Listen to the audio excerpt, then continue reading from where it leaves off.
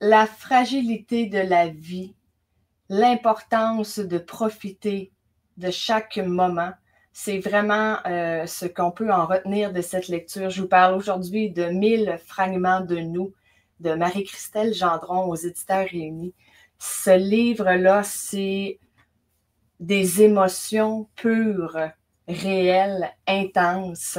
C'est une lecture qui, je crois, nous ramène à l'essentiel, nous fait nous remémorer à quel point en tant qu'être humain, on peut peut-être prendre des choses pour acquises alors qu'elles ne le sont pas, et encore moins la vie. C'est un livre qui... on ressent les émotions, et là j'en parle et j'ai déjà les frissons. On ressent les émotions que vit le personnage. En fait, il s'agit de Jade qui a connu le grand amour qui subitement va cesser, et elle doit apprendre à vivre avec les souvenirs. Et c'est un peu comme un deuil. Quand quelqu'un part, quand quelqu'un décède, il y a déjà quelqu'un qui m'avait dit je m'y prépare, je me prépare à quand mes parents vont partir. Et quand cet événement-là est survenu, la personne me dit on ne peut pas se préparer. On peut anticiper, on peut se faire plein de scénarios, mais les émotions qu'on ressent quand on perd quelqu'un, on ne peut pas préparer ça d'avance. On peut essayer de mieux gérer les émotions, la réaction, mais ce qu'on ressent dedans, c'est du réel et c'est de l'instant présent.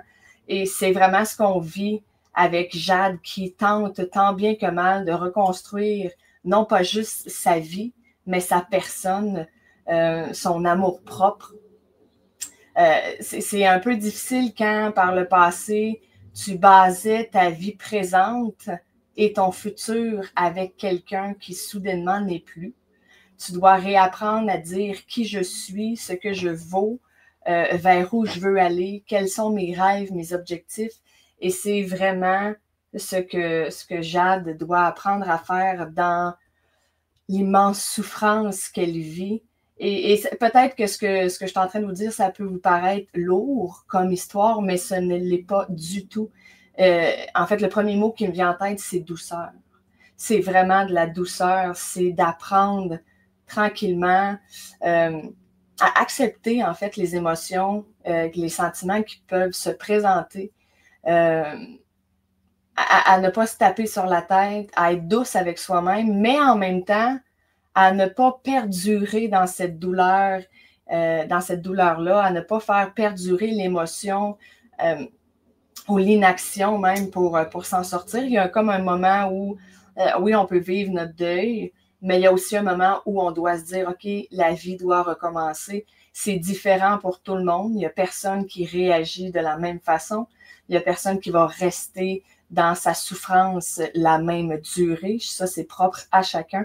Et je pense que cette lecture-là nous apporte justement, apporter une réflexion sur soi, sur nos façons de réagir, nos façons d'anticiper, nos blessures, nos émotions, ce qui est à venir et même ce qui s'est passé.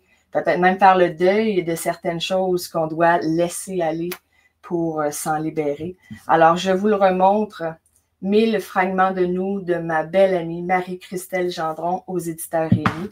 Je vous souhaite une très bonne lecture et on se retrouve pour une autre capsule. Bye tout le monde!